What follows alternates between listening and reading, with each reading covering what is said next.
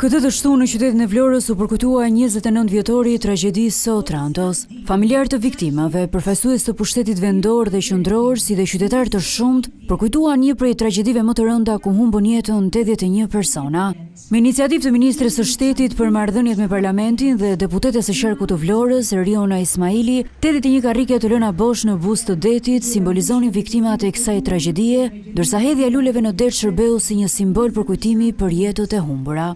Ministri Ismaili theksoi se kjo është një plagë që vijon të dhem për qytetin. Kjo është një ngjarje që qytetit i dhem dhe që mendoj me të vërtetë që harresa dhem më shumë ndonjëherë sesa vendngjarje që pashmangshmërisht tashmë ka ndodhur. Shpresoj dhe patjetër që do kem ndikimin që të jetë i përvitshëm jo vetëm në përvjetore, sikurse është ai viti tjetër që do të jetë 30 vjetori i tragjedisë së Otrantos. Për familjarët e viktimave, kjo tragjedi është krijuar me dashje, ndërsa ende vijojnë të përballen me pasojat të rënda psikologjike, pasi kërkimi për drejtësi ka qenë i gjatë dhe i lodhshëm. Është një tragjedi e krijuar me dashje.